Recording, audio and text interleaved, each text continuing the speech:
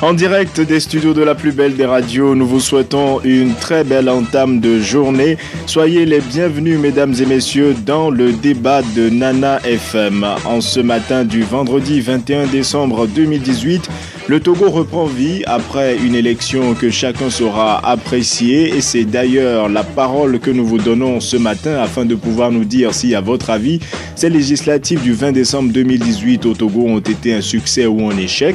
En studio avec moi, nous avons Brigitte Adjamagbo Johnson, la coordonnatrice de la coalition des 14. Bonjour Madame Johnson. Bonjour. Ce débat se fera également avec vos auditeurs qui pouvaient réagir dès maintenant via la page Facebook de Nana FM et dans une vingtaine de minutes par téléphone sur le 91 09 71 71. Avec Stan Teko à la mise en onde, je m'appelle Antoine Afanou. Législative du 20 décembre 2018, un succès ou un échec, c'est le thème du jour. Brigitte Adjamagbo Johnson, d'un point de vue global, quelle appréciation avez-vous du déroulement du scrutin de ce 20 décembre? Bonjour et bonjour aux auditeurs et auditrices.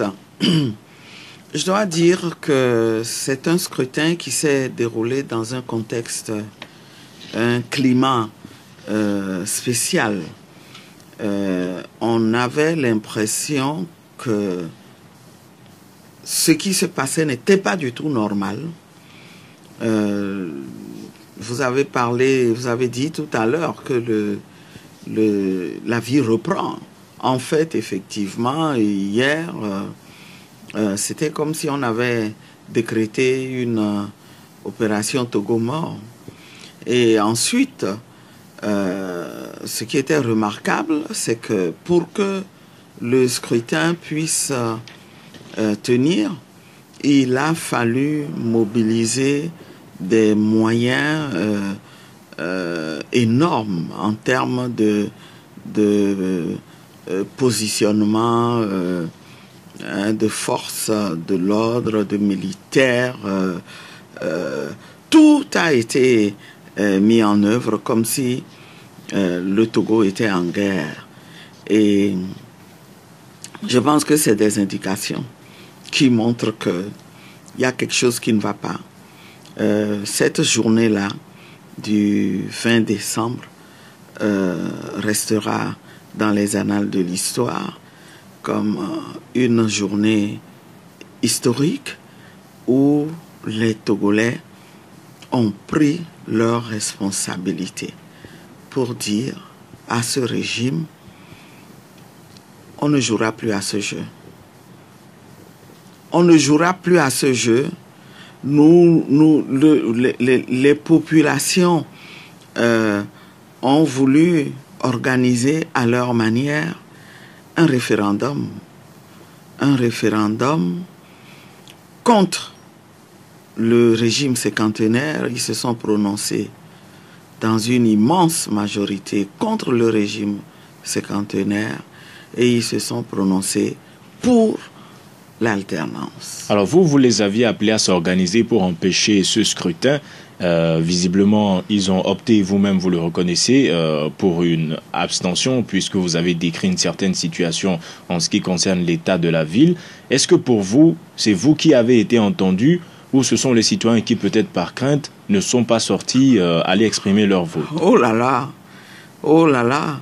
Moi, je pense que la coalition a été entendue. Une des leçons à tirer de ce scrutin, pour nous, coalition, c'est que les populations nous ont envoyé un message clair. Ils nous ont dit, nous voyons vos efforts, nous vous avons suivi, nous vous surveillons de très près et nous voulons vous dire encore une fois que vous avez tout notre soutien. Allez de l'avant. Aller de l'avant, nous sommes totalement en harmonie et nous devons aller chercher ensemble ce que nous voulons. Alors jusqu'aux derniers jours qui ont précédé le scrutin, vous sembliez croire encore à un report, mais dans les faits, on dira que les législatives ont bien eu lieu le 20 décembre. Est-ce que vous considérez cela comme une bataille perdue, même s'il y aura débat sur le taux de participation? Oh, c'est une bataille gagnée. Même si le scrutin a eu Elle lieu. a été gagnée. Ce scrutin, il a eu lieu, mais il est un échec pour le régime. Les populations ont mis en échec les plans que le régime a mis en place. Le régime s'était préparé à procéder encore à un massacre partout sur le territoire. Les populations ont déjoué ce plan. Il s'était préparé à travers des élections frauduleuses à montrer que il est populaire, qu'il est soutenu. Les populations ont déjoué ce plan et elles ont montré, au contraire, que ce régime n'a aucune légitimité. Mais le ministre Gilbert Bahara, Il est vomi. lui, il pense que c'est, je le cite, le sens de la maturité, du civisme et de l'engagement citoyen, ainsi que de la responsabilité des Togolais. Qu'est-ce que vous en pensez? Vous savez, on peut se mentir à soi-même, mais vous savez, aujourd'hui, à l'heure d'Internet et de WhatsApp, on ne peut plus tenir ce genre de position. Tout le monde a vu, on a vu dans le monde entier que les bureaux de vote étaient déserts. Ils sont restés déserts toute la journée et les images ont circulé. Et donc, je ne comprends pas qu'ils puissent dire ça. Et je suis d'accord que les Togolais ont montré qu'ils sont matures. Les Togolais ont pris leurs responsabilités, mais pas dans le sens où M. Bahara croit le lire. Ce n'est pas possible. C'est le contraire, c'est le message contraire que les Togolais lui ont délivré. Et il y a un certain nombre d'enseignements que le régime doit tirer de ce scrutin, que la CEDEAO, la communauté internationale doivent tirer de ce scrutin. En ce qui concerne le régime, il doit comprendre que les Togolais sont effectivement déterminés à faire en sorte qu'il y ait alternance. Ils veulent en finir avec ce régime séquentenaire-là. Le message est clair. Et l'enseignement qu'ils devraient, les conclusions qu'ils devraient en tirer, c'était de dire, ok, je vous ai compris, maintenant, retournons à la raison et faisons en sorte que nous suivions un processus qui nous conduira rapidement à l'alternance dans la paix, telle que vous le souhaitez. Mais vous savez S'ils ne vous-même, tirent pas cet enseignement-là... Vous savez vous-même que ce ne sera pas leur sentiment. Ah ben, je pense qu'ils vont devoir le faire. Ils vont devoir le faire. Sinon, ils ne peuvent plus gouverner ce pays. Et je le dis parce que Gilbert Bahara, encore une fois, lui, il dit que quel que soit le taux de participation, le scrutin reste juridiquement et politiquement valable et légitime. Ouh là là là là là là, où est-ce qu'il a appris tout ça, lui? Où? Dans quel pays où vous organisez un scrutin avec un taux de participation qui tourne aux environs de 5%? Ça, ce sont les chiffres que vous donnez. Et vous dites que vous avez une légitimité? Il tient ça d'où? Mais il ne peut pas continuer à se mentir comme ça. Ce régime ne peut pas continuer à se mentir. Sur les chiffres. S'il le fait, eh ben, il expose le pays à des dangers. Sur les chiffres, la Commission électorale nationale indépendante ne s'est pas encore officiellement prononcée. Ben oui. Est-ce que vous attendez? Et pour cause. Parce que, normalement, le taux de participation, quand même, c'est quelque chose qu'on est en mesure de déterminer très rapidement quand vous organisez un scrutin dans des conditions normales. La réalité, c'est que la CENI est embêtée, c'est que tout ce qui a été mené jusqu'ici de manière totalement surréaliste, eh bien, ça leur revient à la figure. Maintenant, les Togolais leur ont dit, nous vous avons observé et nous vous avons dit, arrêtez, ne faites pas, mais vous avez continué. Le moment est venu pour que on vous jette la vérité à la figure. Le Front citoyen, c'est ce que les Togolais ont fait. Pense que les chiffres seront gonflés à la proclamation des résultats. Bien pour sûr. Partager ce point de vue. C'est pour ça que le taux n'est pas encore annoncé. On est très embarrassé. On se demande quoi faire pour que ça soit vraisemblable. Nous avons vu et nous attendons aussi les options. Nous attendons. Il y a d'ailleurs une conférence de presse prévue cet après-midi par la mission de la CEDEAO. Ah, parfait. Vous attendez ce que déclarera cette mission qui sera très attendu, très suivi par les Togolais. Alors, et nous espérons que la CEDEAO, qui tiendra demain, le 22 décembre, en principe, un sommet, saura tirer des enseignements de ce scrutin. Alors, aujourd'hui, Brigitte Adjamagbo-Johnson, vous demandez l'annulation pure et simple de cette élection. Honnêtement, est-ce que vous y croyez? Mais pourquoi est-ce que nous n'y croyons pas? Vous avez formulé des revendications qui peuvent sembler... Le peuple s'est exprimé. Ce régime a toujours dit il faut laisser l'opportunité au peuple pour s'exprimer. Ils l'ont toujours dit. Alors, pour une fois que le peuple s'est exprimé, eh bien, s'ils sont honnêtes, s'ils ont la volonté politique de faire en sorte que les choses avancent, ils doivent pouvoir se soumettre au verdict du peuple. Et c'est une sanction très sévère. Nous allons donner la parole dans quelques instants aux auditeurs, mais avant, quel est le regard que portent les facilitateurs sur tout ceci? Vous les avez rencontrés il y a quelques jours. Quel regard ont-ils sur ce scrutin globalement? Nous n'en savons rien. Et de la position de la coalition? Nous n'en savons rien, mais ce que je sais, c'est que après notre visite à Accra tout récemment, il était question de discuter avec le régime pour lui présenter les propositions que nous avons faites pour qu'il y ait un report.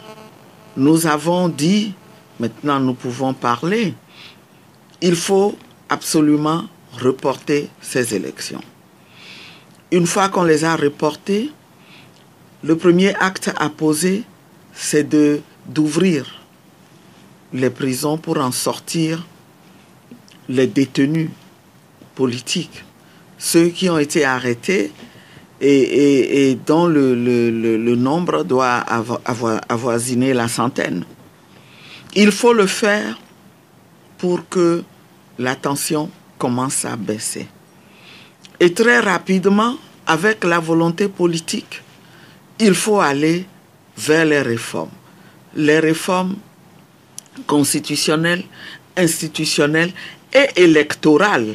Mais vous n'avez pas été entendu. Parce qu'il y a des réformes électorales à faire.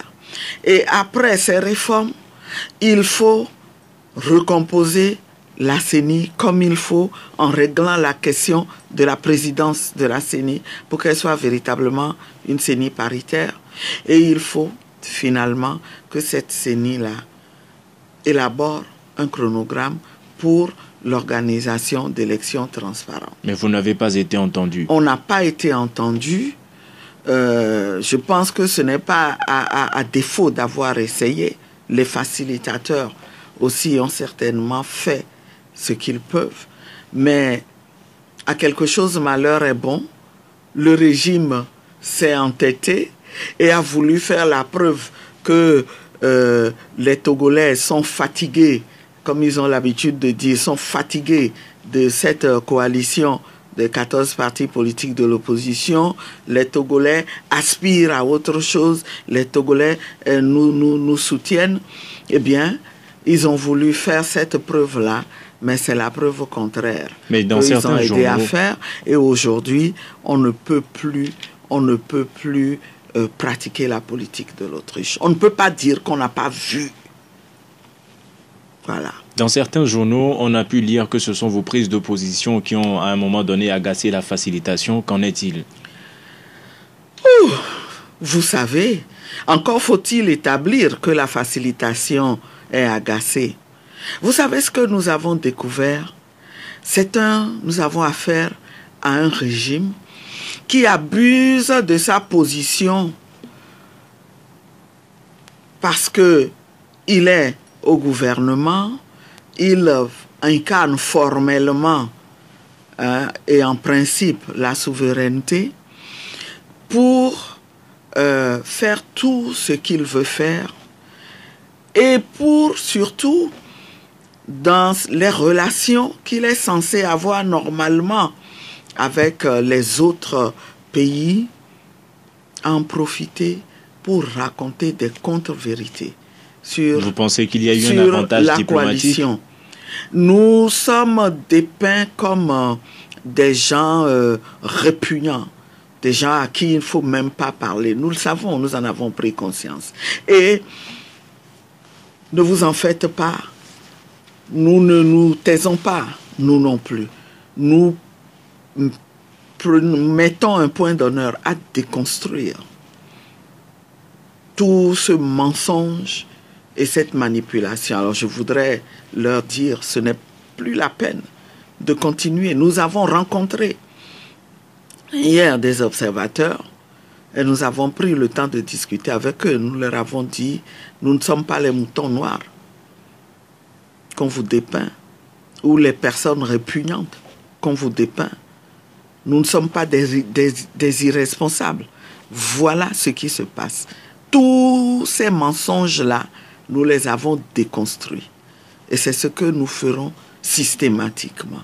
Donc, si le régime croit avoir abreuvé les facilitateurs de mensonges pour les amener à se désintéresser de la situation du Togo et à se dire cette opposition-là ne vaut pas la peine d'être suivie ou d'être écoutée, eh bien, il se trompe.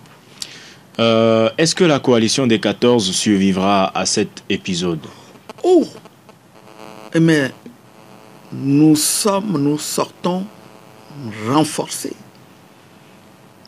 de cette bataille que nous avons menée ensemble avec les populations togolaises. Et ça, le régime doit le savoir.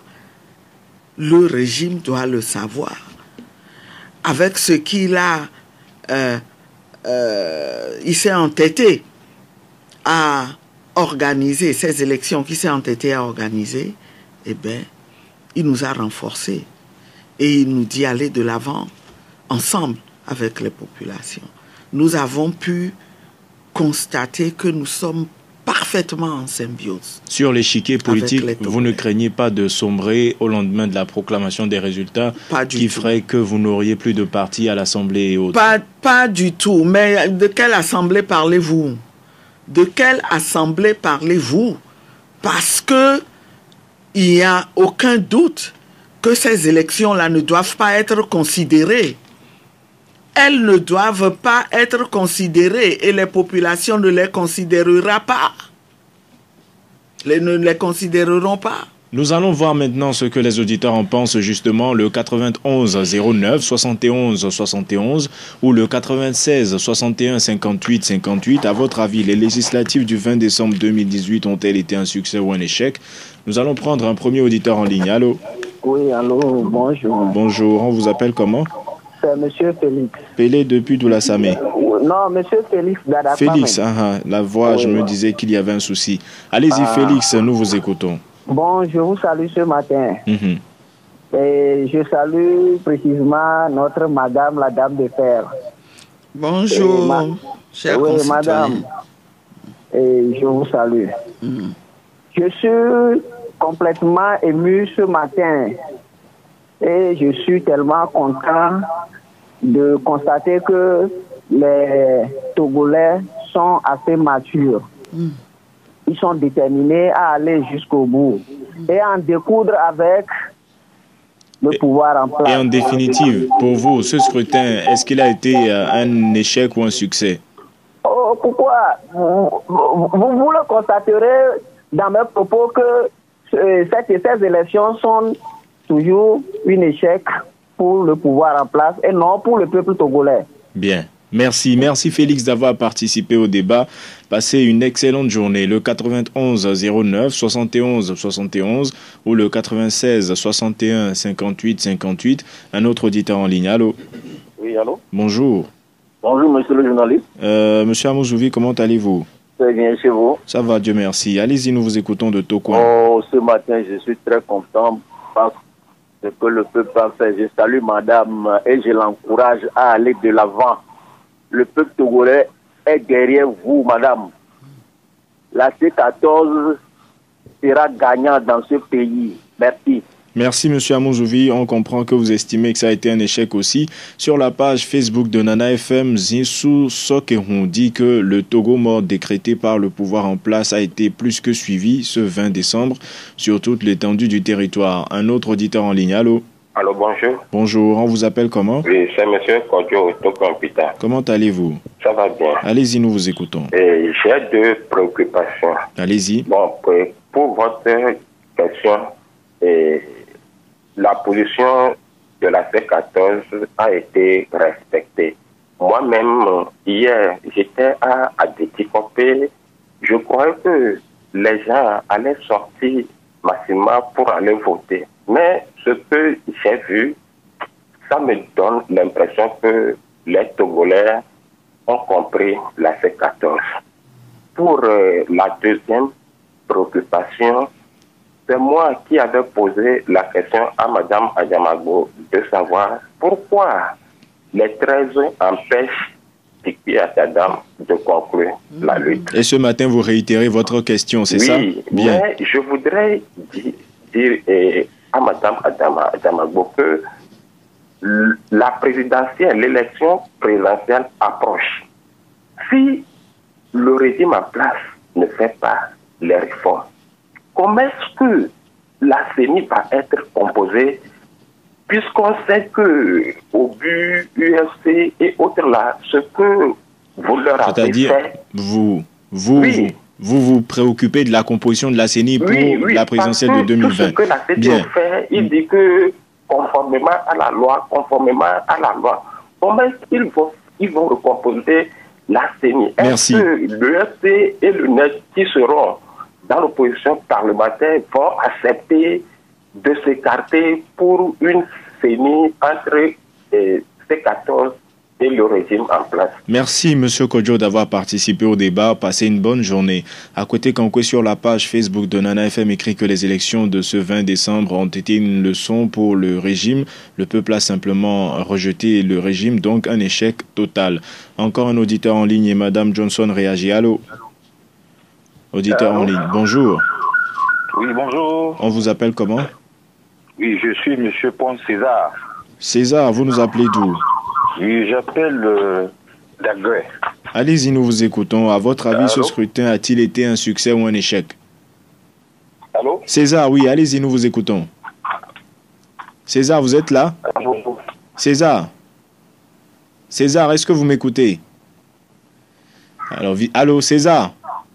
Oui, allô? Allez-y maintenant, nous vous écoutons.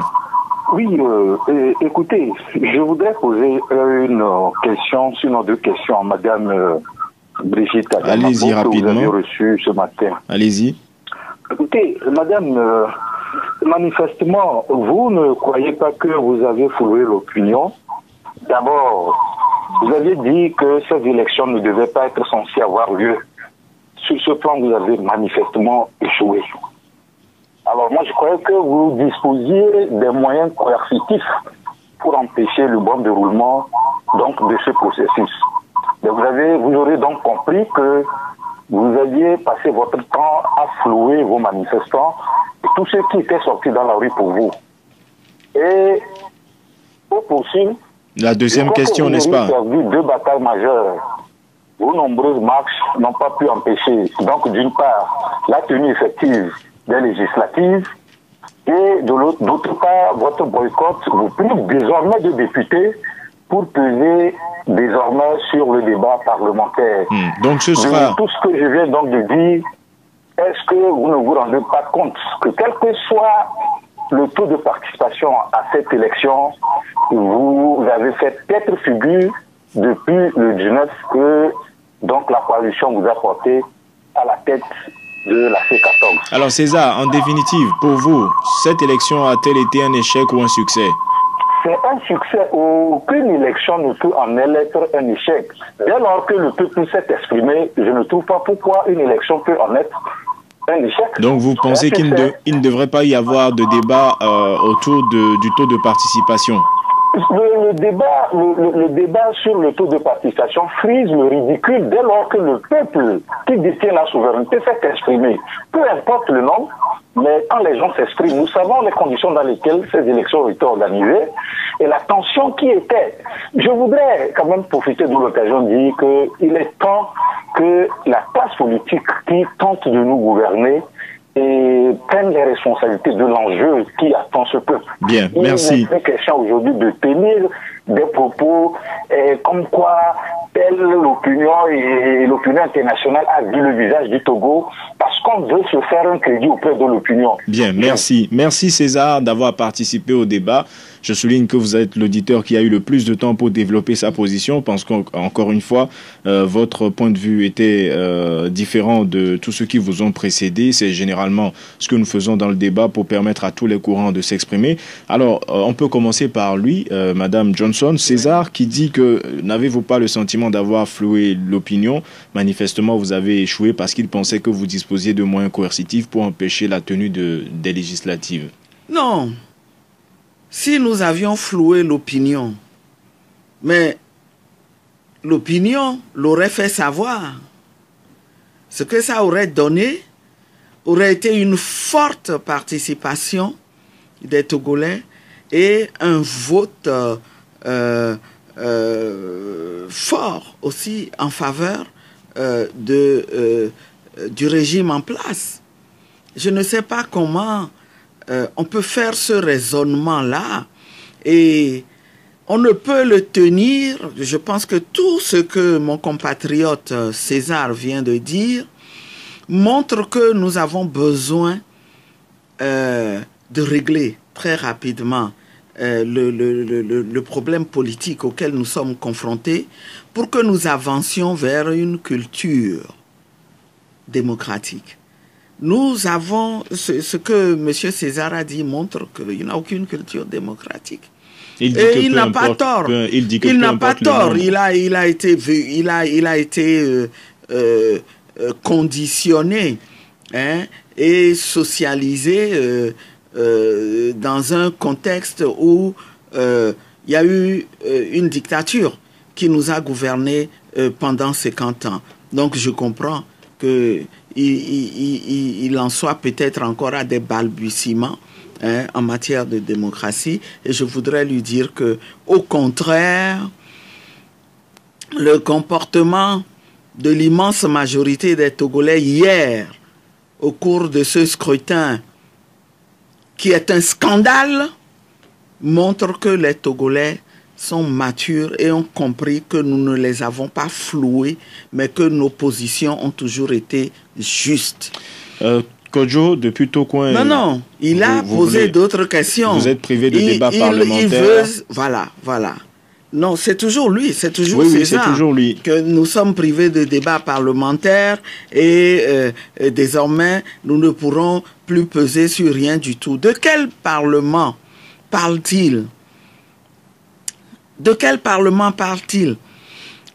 C'est vrai qu'en politique, l'éthique n'est pas la chose la mieux partagée, mais à la place de ceux qui ont participé à ces élections, j'aurais honte de me dire, de me réclamer élu du peuple.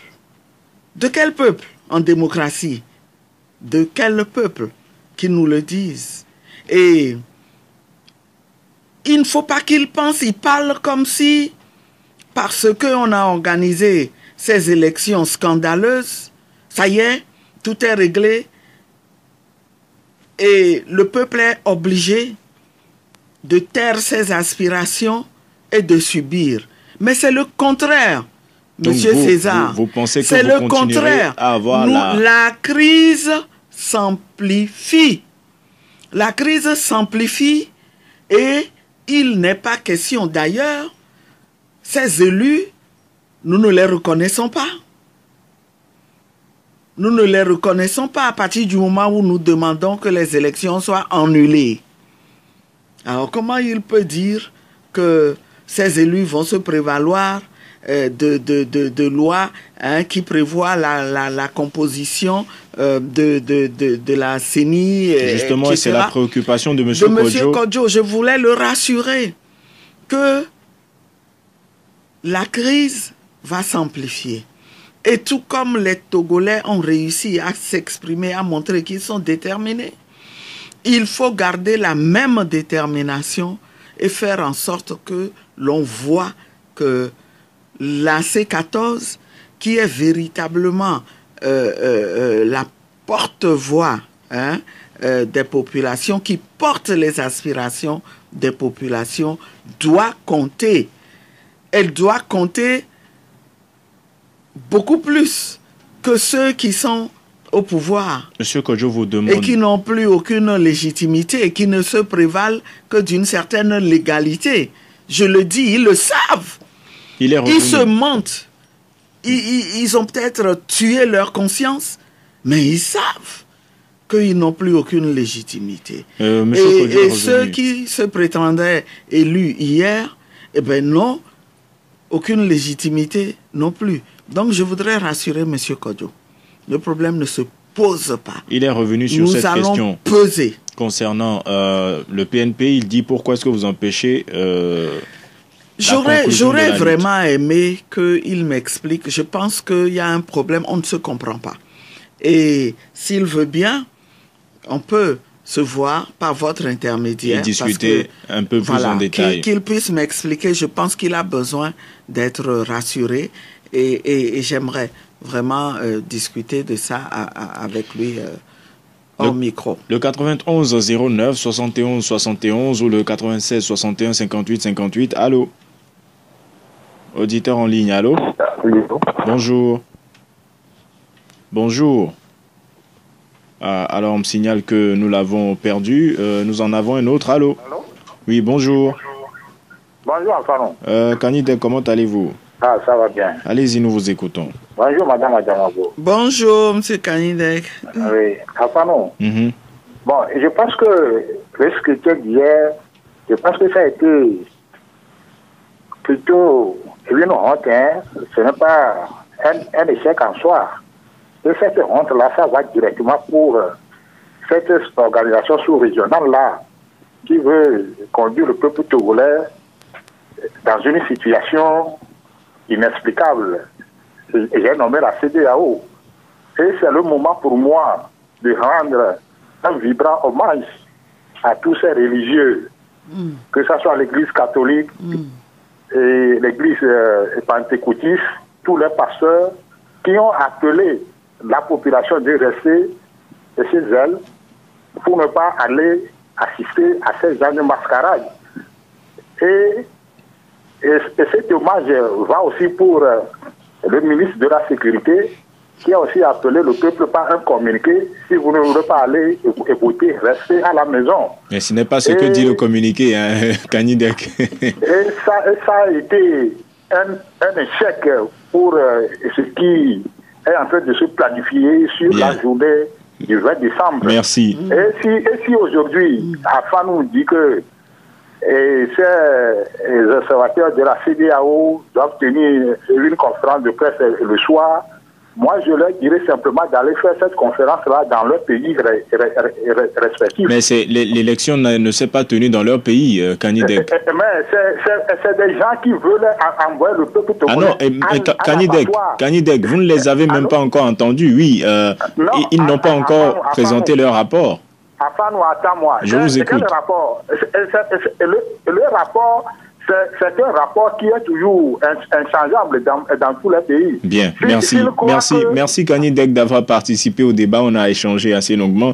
Passez une excellente journée. Nous avons encore la possibilité de prendre rapidement 2 autres auditeurs en ligne. Sur la page Facebook de Nana FM, Kossi Thomas dit écrit que c'est un grand échec retentissant. Fabre Aglébé dit que c'est un fiasco. Gary Parker écrit que le vote d'hier était un désaveu non seulement du processus unilatéral mais aussi et surtout de la personne même du chef de l'État.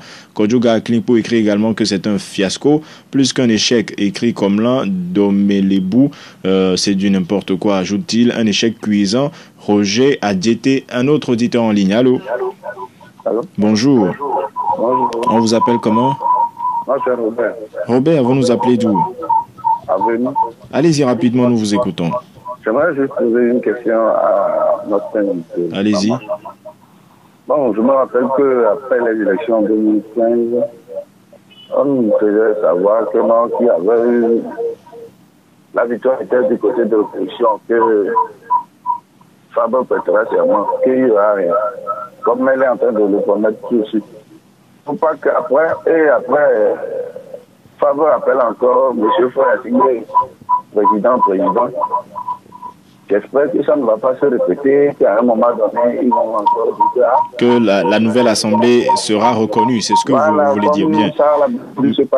Merci Robert, d'avoir appelé depuis Aveno. Passez une bonne journée. Nous allons prendre le dernier auditeur en ligne, le 91 09 71 71. Allô? Oui, bonjour. Allez-y, nous vous écoutons. On vous appelle comment? Francis, vous nous appelez d'où? Au coin Trésor. D'abord, je voudrais dire que moi, je me sens fier d'être togolais. Mais je voudrais demander à Mme Adjamagbo, qui avait interpellé au tsunami et à l'ouragan sur le Togo, si elle ne voit pas et que hier, leur aile marchande, à savoir le Fonds citoyen Togo debout, a dit honte à la CEDEAO. Je me pose une seule question, ce que M. Kanidek a repris tout de suite. Je me pose une seule question. Est-ce qu'ils iront encore vers cette CEDEAO, cette structure internationale, qui a foi quand même, qui sait faire ce qu'elle peut faire? Et de deux, en quoi peut-on dire qu'une élection organisée, observée avec des observateurs de l'Union africaine et de la CEDEAO et du Conseil de l'Entente, en quoi peut-on dire que cette élection est illégitime et que les députés ne pourront pas siéger au nom du peuple, puisque le peuple, c'est les représentants de la nation, et qu'un parti n'a pas de peuple, mais qu'un parti a des partisans. Alors, Francis, oui. Vous, quelle est votre appréciation par rapport à la mobilisation hier en ce qui concerne les votants? Non, mais ceux qui doivent aller voter sont partis voter. Ceux qui ne voulaient pas aller voter sont restés chez eux. Et je crois que les choses se sont passées comme sur des roulettes. Bien. Merci. Merci Francis d'avoir participé à ce débat. Passez une bonne journée. Allez-y. Je réponds à vos compatriotes. Je voudrais lui dire à mon compatriote Francis que le tsunami et l'ouragan ont bel et bien eu lieu. Ils ont eu lieu hier. Visiblement, il ne les a pas vus. Ah, ils sont peut-être aveugles, je ne sais pas, je vais leur acheter des...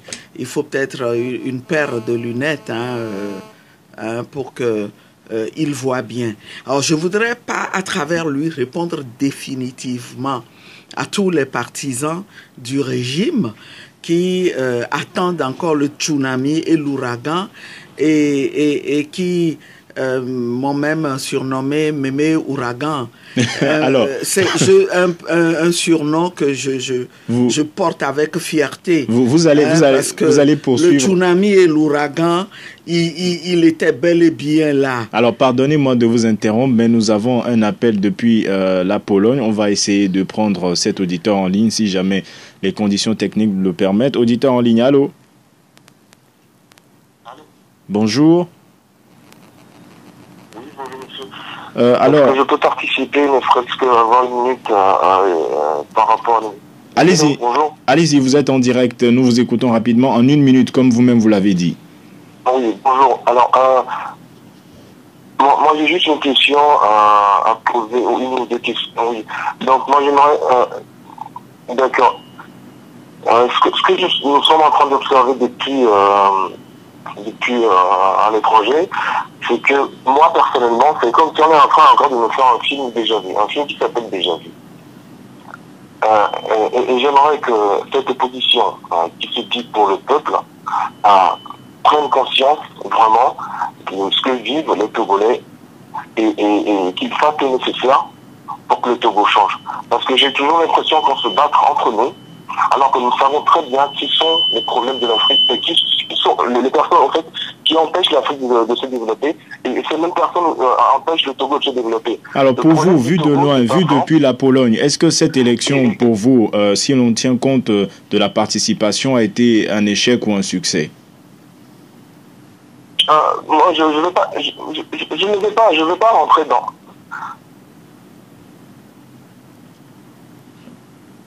Allez-y, nous vous écoutons.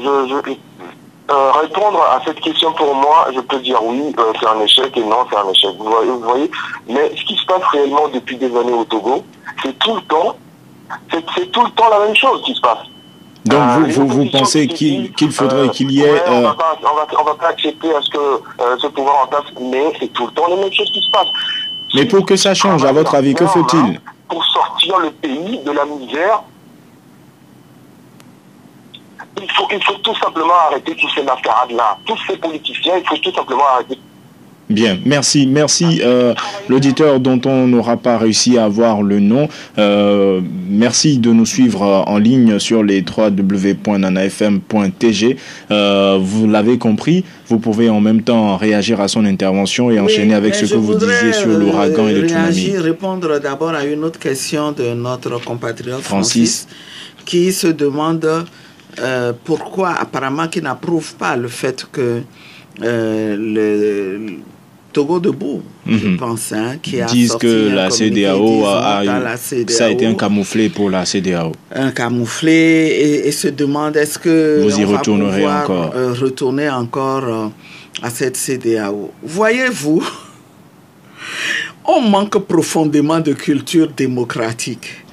Sinon, nous devrions savoir qu'une organisation de la société civile, par essence, est indépendante. C'est une opinion d'une partie des citoyens qui peut être partagée par une grande majorité des citoyens. Je crois, en l'occurrence, c'est le cas du Front Togo Debout. Mais les citoyens sont libres d'exprimer leurs pensées en démocratie. Et je ne vois pas pourquoi la CEDEAO s'en offusquerait. Je ne vois pas pourquoi que la CEDEAO devrait dire « Ok, les Togolais pensent ceci, donc on les laisse se débrouiller ». La CEDEAO, elle est là pour assurer le développement de notre sous-région par l'intégration régionale et en maintenant la paix. Alors, est-ce qu'elle veut assurer sa mission, oui ou non? C'est ça la question. Moi qui suis actrice politique, eh bien, je comprends que la société civile ait la latitude de me dire ce qu'elle a envie de me dire. Et j'accepte, parce que c'est le jeu de la démocratie. Robert, voilà. Depuis Aveno, et l'auditeur qui nous appelait de Pologne, pense que le discours est un peu le même. À chaque fois, on dit qu'on ne reconnaîtra pas, on ne reconnaîtra pas. Mais Robert dit qu'il espère que vous ne reconnaîtrez pas l'Assemblée qui sortira de cette élection. Mais nous avons déjà dit qu'il faut annuler ces élections. Il me semble que notre position est claire. Maintenant... Est-ce que cette position ne changera pas avec le temps? C'est ce que craint Robert. Mais pourquoi voulez-vous qu'elle change? Parce qu'il dit notamment... C'est une position qui convient, qui est en harmonie avec ce que les populations pensent. C'est ce que nous aussi nous pensons.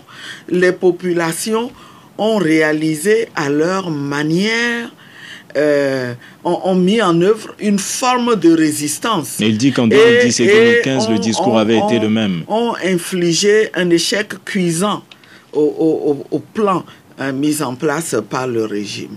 Et donc, tout le monde devrait en tirer cette conclusion-là.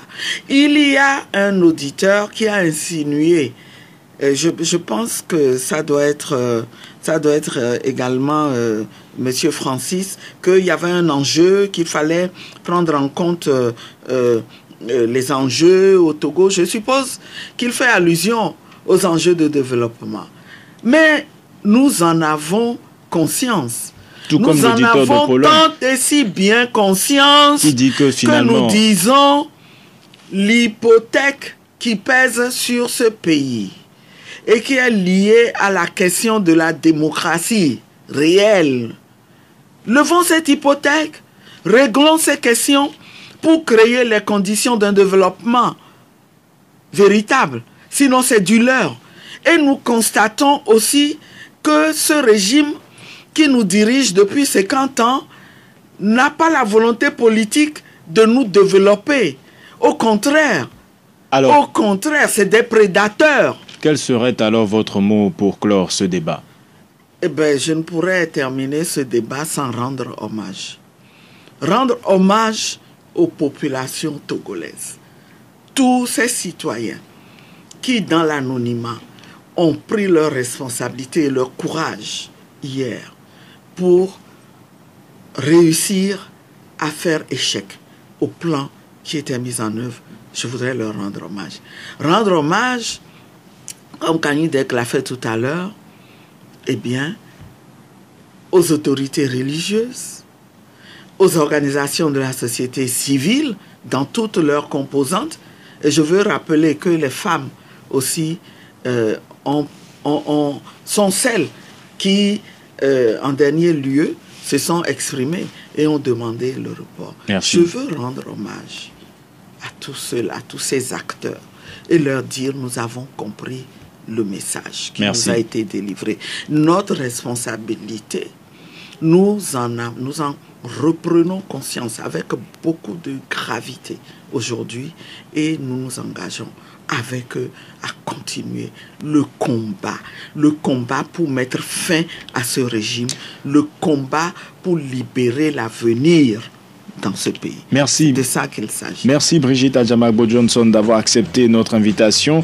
Je rappelle que vous êtes la coordonnatrice de la coalition des 14. Ce débat ainsi s'achève. Il a été quelque peu prolongé pour nous permettre de prendre cet auditeur qui nous appelait de l'étranger. Encore une fois, merci à vous qui continuez à nous suivre par Internet. Merci à vous qui avez suivi ce débat et qui avez participé par téléphone également sur la page Facebook de Nana FM. Stan Teko était à la mise en onde. Je m'appelle Antoine Afanou et nous vous donnons rendez-vous lundi matin dès 7h15 pour un nouveau débat. Si tout se passe bien, nous ferons le même exercice d'appréciation du vote d'hier avec un représentant du parti au pouvoir.